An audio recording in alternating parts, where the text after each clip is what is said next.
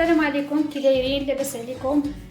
مرحبا بكم في مطبخ امل. كنتمنى تكونوا بصحه جيده وعلى ما يرام.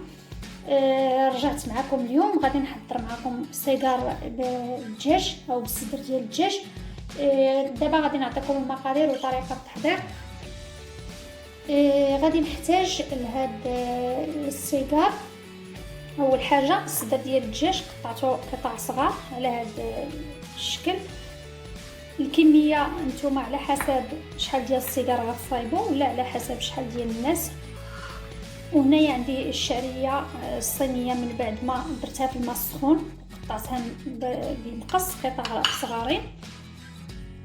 هنا عندي الفطر طري، قطعته طريفات صغار. بغيت تقدروا تعوضوه بالفطر المعلب من بعد ما تعصروه مزيان من الماء وتعاودوا تقطعوه. وهنا عندي غادي نحتاج فلفله خضراء مقطعه طريفات، فلفله حمراء، والبصله حتى هي مقطعه طريفات. استعملت حبه من كل حاجه. هنايا استعملت كميه ديال الزيتون قليله حيت وليداتي ما كيبغيوهش. كان عندي الزيتون بالعظم قطعته هكا طريفات. الا عندكم بلا عظم تقدروا تستعملوه من الاحسن. وهنايا عندي الفرماج، النوع ديال الفرماج اللي بغيتو تقدروا تستعملوه. والعطريه غادي نحتاج من الملحه، فلفله حمراء حلوه، شويه ديال الخرقوم، راس معلقه ديال الابزار، راس معلقه ديال الفلفله حاره حمراء، ومعلقه ديال السكينجبير، ومعلقه صغيره ديال الملحه. هذه هي العطريه اللي غادي نحتاج، وديما العطريه على حسب الذوق ديالكم. هادو هنايا غادي نحتاج قزبر ومعدنوس مقطعين رقاقين. وغادي هاد السيجار ديالي انا غادي نصايبو بهاد المصا ديال فيلو. هذه موجوده في ميركادونا بالنسبه لبنات اسبانيا، وتنظن بلا كاينه حتى في المارشيات الاخرين بحال كاريفور بحال. المهم هاد المصا اللي غادي نستعمل، ومره اخرى ان شاء الله غادي نحضر معكم الورقه المنزليه. هادو هما المقادير اللي غادي نحتاج. ودابا غادي ندوز معكم الطريقه ديال التحضير.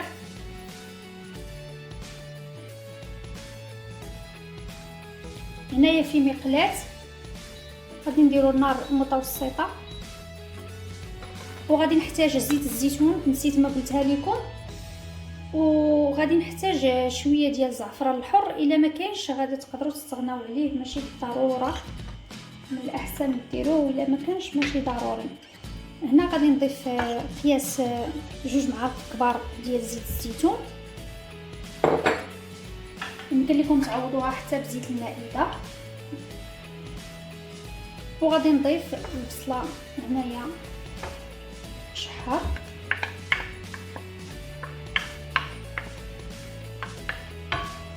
غادي نخليها غير تنزل شي شويه، وغادي نضيف عليها حتى الفلفله حمراء والفلفله خضراء. وعفوا غادي نحتاج شويه ديال الملحه، وشويه ديال شويه ديال الثومه، وشويه تاع الحامض. الا عندكم الحامض طري ديروا العصير ديال الحامض، ما عندكمش تاخذوا شويه ديال الحامض مسير وتقطعوه حتى هو طريفات. هنا من بعد ما نزلات بينا البصله غادي نضيف الفلفله،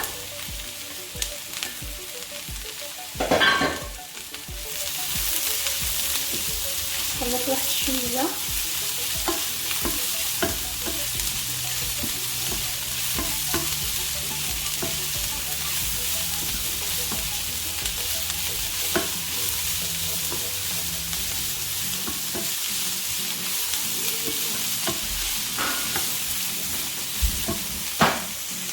دابا من بعد ما نزلات لينا الفلفله والبصله غادي نضيف الشامبينيون ديالي.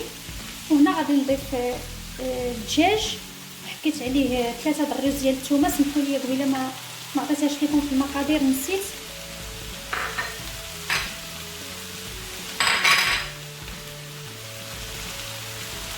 وغادي نضيف طريفات ديال الحامض المسير.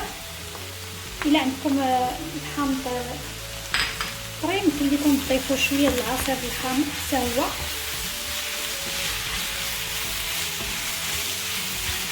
صافي كنحرك هادشي مزيان. هاد المرحله غادي نضيف العطريه باش تدخل ليا العطريه مزيان في الدجاج، وغادي نضيف شويه ديال القزبر معدنوس. غادي نخلي واحد شويه حتى يخضر ونضيفو. صافي غادي نحرك مزيان. ضروري هاد الحشوه تنشف من الماء، ما نديروش العافيه مهيله باش تبقى تطلق لينا الماء. نديرو العافيه شويه عاليه.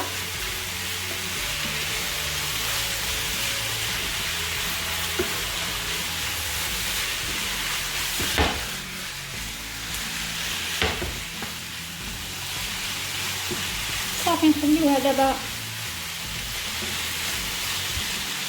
تشرب العطريه والتوابل كاملين.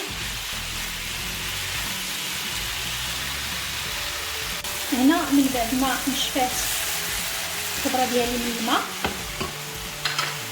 غادي نضيف الشعريه، قطعتها رقيقه بالمقص.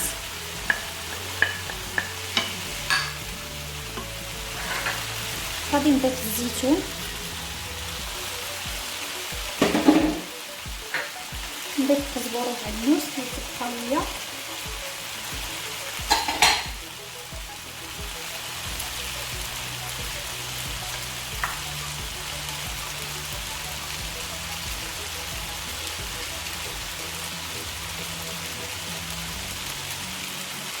وغادي نضيف شويه ديال الزعفران، غنحكو باليدي هكا. صافي غادي نخلط الكل.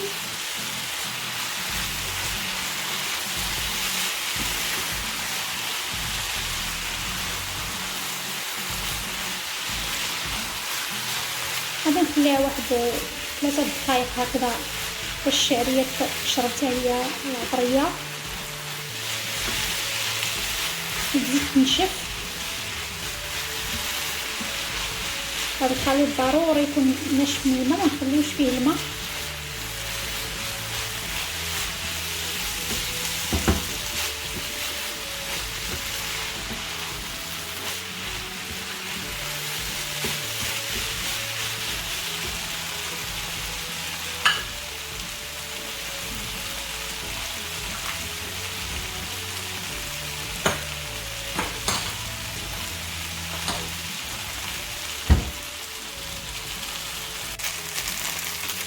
صافي كما كتشوفوا الحشوه ديالنا نشفات، مبقاش فيها الماء. دابا غادي نطفي عليها. غادي نضيف هاد الفرomage هذا.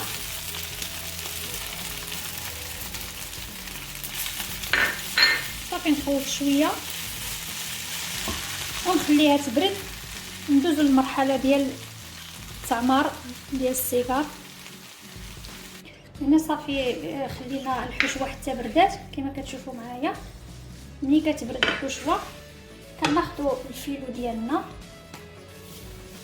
كما كتشوفوا هذا الفيلو رائع، يعني جربته كيجي زوين حتى في البريوات. حتى كناخذوا الورقه ديال الفيلو، تاخذوا شي صينيه ولا شي حاجه ولا فوق مائده العمل بحال ما هكا. كل ورقه كنصاوب منها. لا بغيتوهم صغيورين تقدروا تقسموا الورقه. المهم كناخذ انا هاد الورقه على هاد الشكل، غنديرها كبيره. كناخذ هاد الحشوه كندير هنايا 2 معالق بحال ما هكا. الفرماج تقدروا تضيفوا شويه ديال الفرماج محكوك الا بغيتو، اختياري. ما بغيتوش تكتفيو غير بهذيك الكميه اللي ضفت على الخضره فاش والدجاج فاش تشحروا. صافي كنطوي السيجار ديالي على هذا الشكل.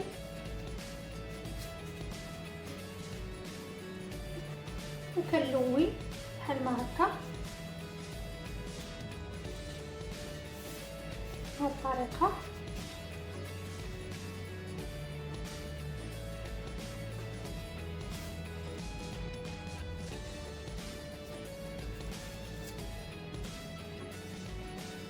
كيجي السيجار ديالنا على هذا الشكل او على هذا الحجم. كما قلت لكم الا بغيتوهم صغر تقدروا تقسموا الورقه. غادي نصايب معكم واحد اخر.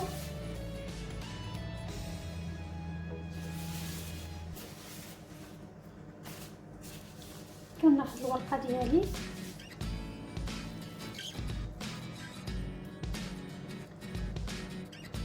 نضيف الخليط 2 معالق، ندير شويه ديال الفرماج،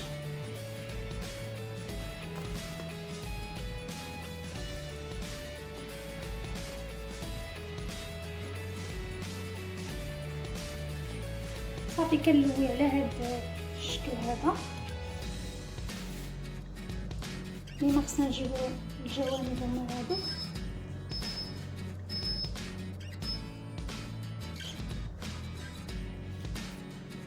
وكنلوي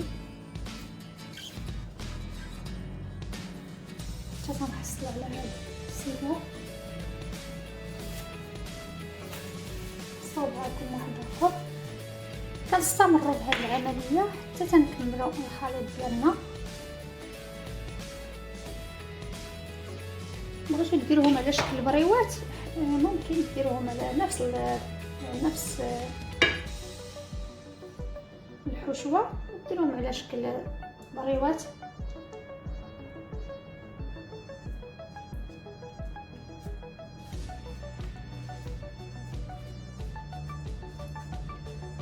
صافي كناخذوا الضوء بحال هكا ونبقاو نلوي.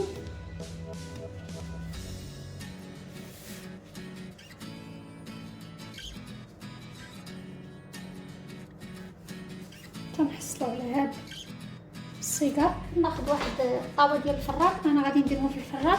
نتوما بغيتو تقليوهم غادي تقليوهم، كل واحد على حساب الرغبه ديالو. صافي كنرتبهم هكا، كندهنهم شويه ديال الزبده ولا حتى الزيت وندخلهم الفران يتحمروا.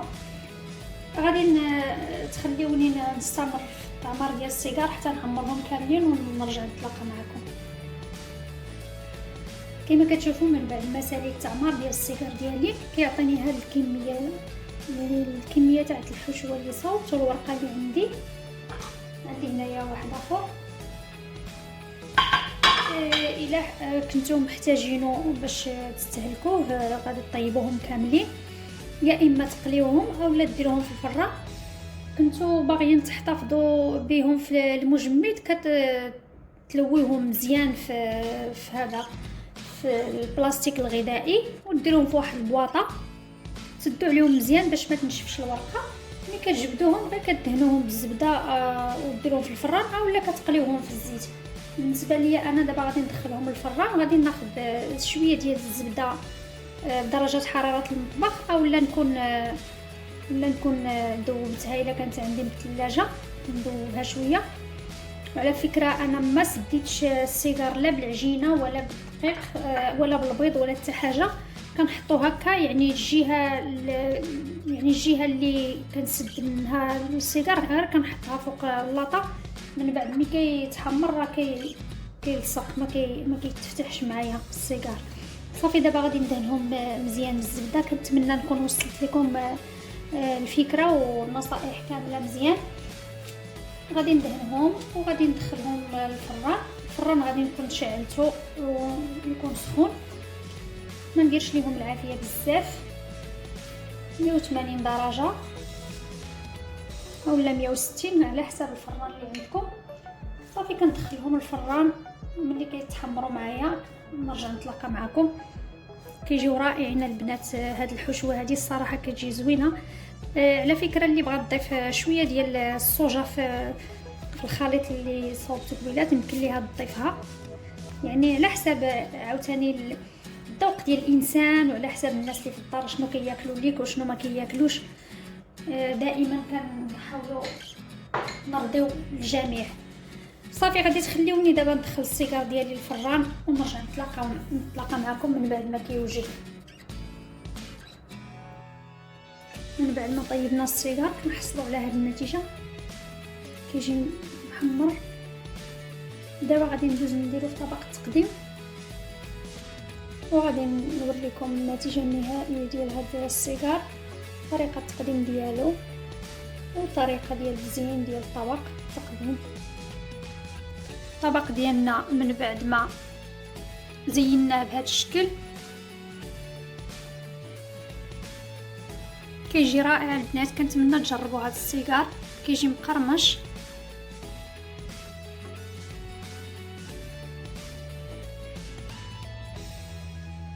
وقدمته بهذه الطريقه، ودائما طريقه التقديم بالنسبه لكل واحد تيدير اللي بغا.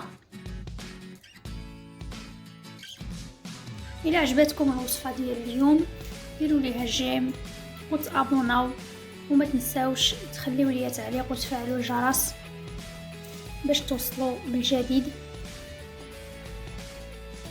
وبسلامة عليكم البنات، وبسلامة عليكم كاع كاملين المتتبعات والمتتبعين. الى وصفه جديده ويوم جديد، الى اللقاء.